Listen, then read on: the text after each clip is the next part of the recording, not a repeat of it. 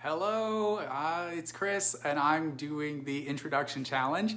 I wanted to take this opportunity to show you the space where I do my off to class work. First, I guess it is very seasonal here. So the first thing I'll show you is, let me turn my camera around, if I can do that. Sweet, so there's my Christmas tree. This is my little coworker. She doesn't walk so well anymore, so she's got some little boots and she's got a little harness on. That's Kona. And I have my Christmas tree, and everyone else has been showing out their window, so I'll show out my window too. Thankfully, there's no snow because I'm in Florida. You just see a little playground and a soccer field. So what I want to show you next is my working corner. So I do something a little bit unconventional. And by that, I have the desk pulled out from the wall, and the desk isn't up against the wall, and that would make the desk look better for sure. So it does look a little bit messy. Now, I try to hide my cables, but I can only do so much. Now, the reason that I do this is because I do a lot of video stuff. And so as you can see, if you don't know what these things are, these are giant light boxes, and this is a green screen. So if I come and sit, I'm gonna come sit at my desk. Okay, so green screens are a giant pain. And for anyone who's interested in making videos, I don't recommend using a green screen. I tried to do it as simply as possible. So this is a green piece of fabric, that I bought from the fabric store. But the problem with a green screen is that if the light is not on it in a very uniform way, like you can see, it's kind of lighter over here and it's kind of darker over here. If that is the case, then the green screen effect will not really work right at all. So I'm gonna go ahead and I'll turn these on, and then I'll hop over there again. I almost just fell down. I think that's why live video is so exciting, because something really bad could happen at any point. So look, if I come over here now, you can see how much more evenly lit I am and how evenly lit the green screen is. So this makes it workable, but even then, it's not easy to do and it requires tinkering. So if there's a message, other than me just showing my space, the message that I kind of want to share is that if you want to be successful as a teacher, it's not just about teaching. You have to learn other skills. So I learned early on as a teacher that one of the skills that I could learn to boost my teaching was making effective videos. And why is that? Well, because I was an italki teacher, and I noticed that the italki teachers who had the best videos were the ones getting students.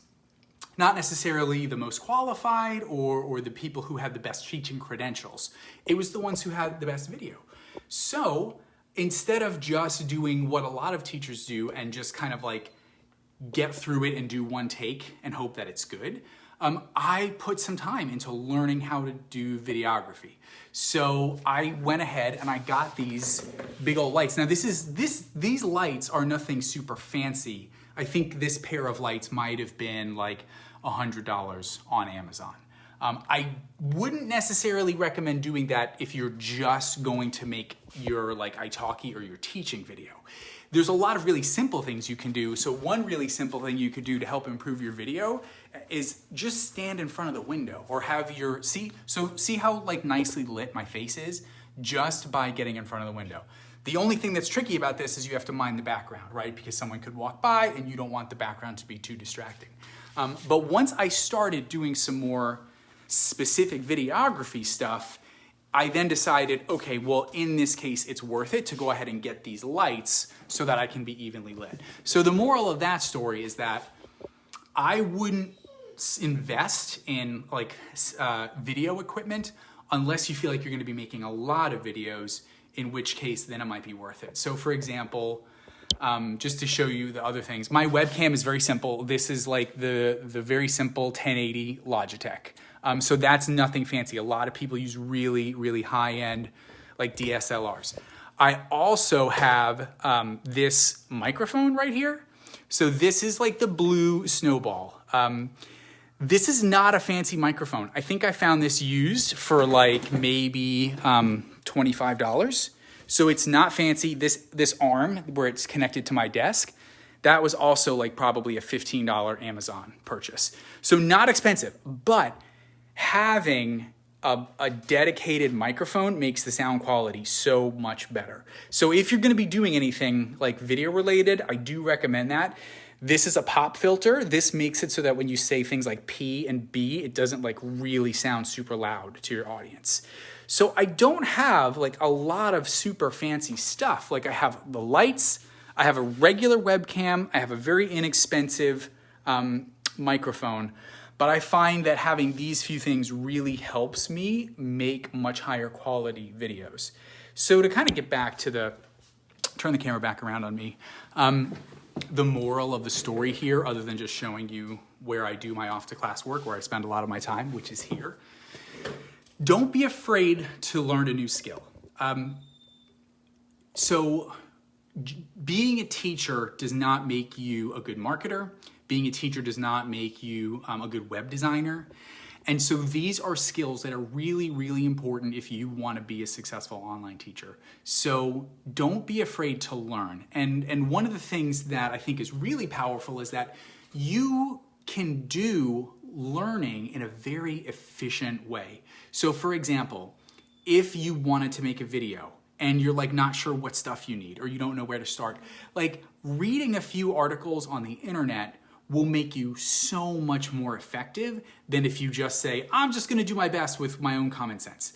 Don't be afraid to just take a few steps to learn some important things, because if you read 5 or 10 articles, even that many, investing half an hour of research, what you're going to see is you're going to be like, see the trends that emerge and see the most important things for you to learn. And so, video is just one example. I'm using video as the example because like I have my video stuff set up here. But if I were to pick one skill that I think is the most important skill for an online ESL teacher, other than actually teaching, it would be copywriting. It would be learning how to write in an effective way to convince others of your expertise.